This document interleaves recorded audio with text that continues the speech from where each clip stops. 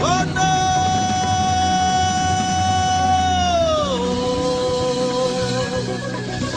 Ramachukuro, Rabezama.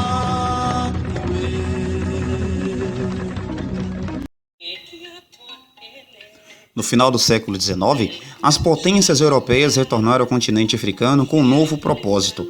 E se antes o interesse dessas potências era explorar as riquezas desse continente e principalmente capturar negros africanos para serem escravizados em outros territórios, dessa vez os europeus foram ainda mais longe do que esperado.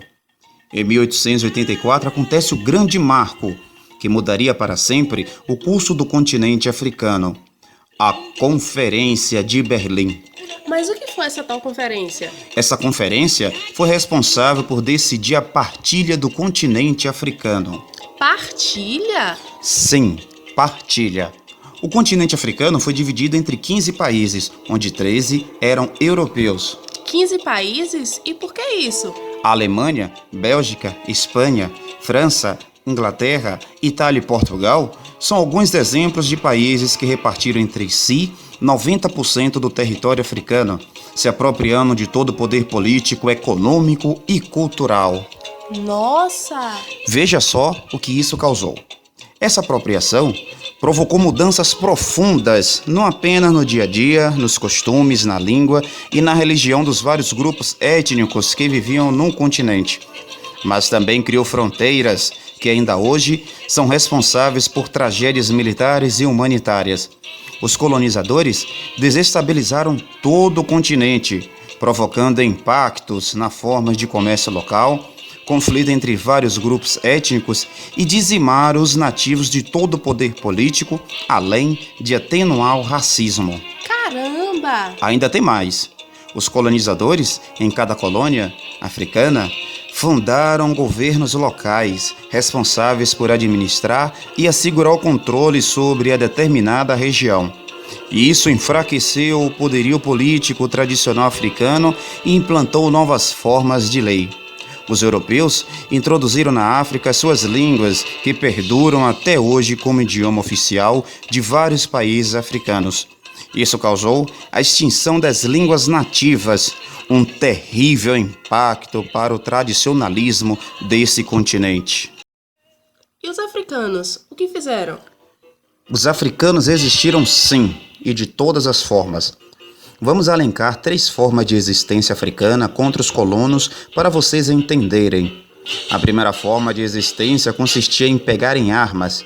Esta forma de luta logo foi abandonada, pois era um recurso sem esperança e condenado ao fracasso, pois as armas haviam sido confiscadas em sua maior parte, e a pólvora não era encontrada por conta da Primeira Guerra Mundial.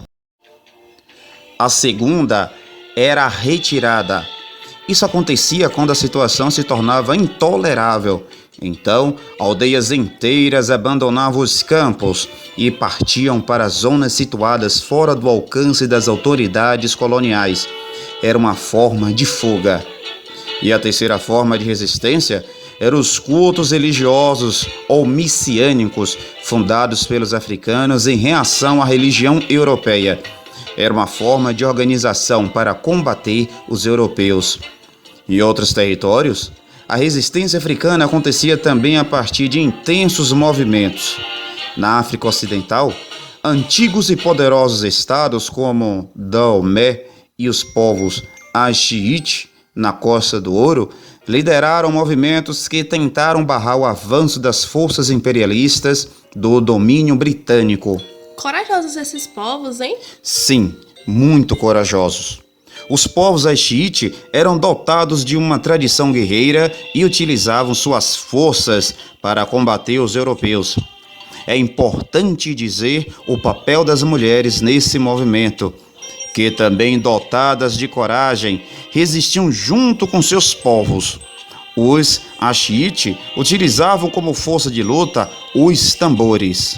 Tambores? Sim, os tambores eram símbolo de tradição guerreira desses povos e eram tocados para a comunicação à distância com outros grupos.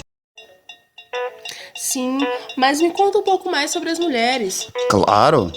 Tem um exemplo excelentíssimo da guerreira rainha do Ngundu, atual Angola, Nzinga Mibandi. E o que ela fez? A rainha Nzinga foi o maior símbolo da resistência africana. Maior símbolo? Isso mesmo. Ela entrou para a história como combatente destemida e elaborava estratégias militares para defender seu território contra o domínio português. Ela chefiou seu exército até os 73 anos de idade. Era tão respeitada pelos portugueses que Angola só foi dominada depois de sua morte, aos 81 anos. Uau! No Senegal não aconteceu diferente. Reinos africanos reagiram contra a dominação francesa, principalmente quando os povos soníque foram submetidos a rotinas intensas de trabalho, precariedade de vida e humilhação para construções de ferrovias impostas pelos franceses. Quanta exploração! Essas condições fizeram com que os soníques se revoltassem contra a dominação francesa e partissem para a luta. A Namíbia também resistiu. Como? Os grupos que mais se destacaram foram os povos hereros e os namas. Esses povos lutaram contra o domínio alemão, tentando primeiramente firmar acordos políticos, mas não deu muito certo. Vixe! Com a presença alemã, os africanos viram suas terras sendo tomadas. Foram também forçados a aceitar trabalhos com baixos salários nas fazendas e minas. Isso gerou intensos conflitos, onde morreram muitos nativos e também alemães. Não podemos esquecer da Etiópia, que representou um grande marco da resistência.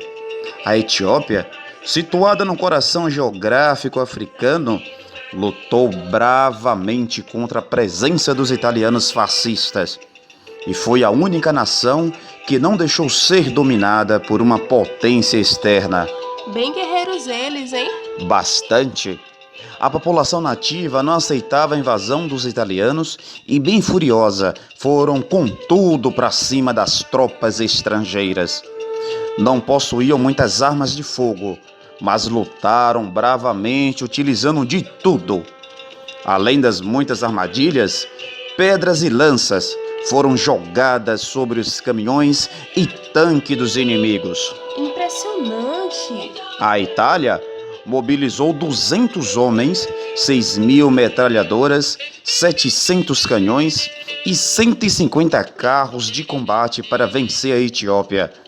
Após 7 meses de muitos conflitos, a Itália consegue se apossar do país, mas não ficou por muito tempo, se retirando logo após a queda do seu ditador Benito Mussolini. Em suma, muitas das resistências africanas contra a presença colonial fracassaram devido à superioridade bélica. Além disso, os colonizadores possuíam mais armas de fogo que os nativos e possuíam também mais estratégias militares para combate. Os africanos também não contavam com uma unidade, ou seja, faltou uma melhor articulação para combater os colonizadores e falharam em optar, em muitos dos casos, em fazer alianças com os estrangeiros. Contudo, é importante ressaltar a coragem desses povos que desde sempre lutaram e resistiram pelo seu território, pela sua cultura e pelas suas origens, tanto no contexto da escravidão quanto no colonialismo europeu. Água de cheiro.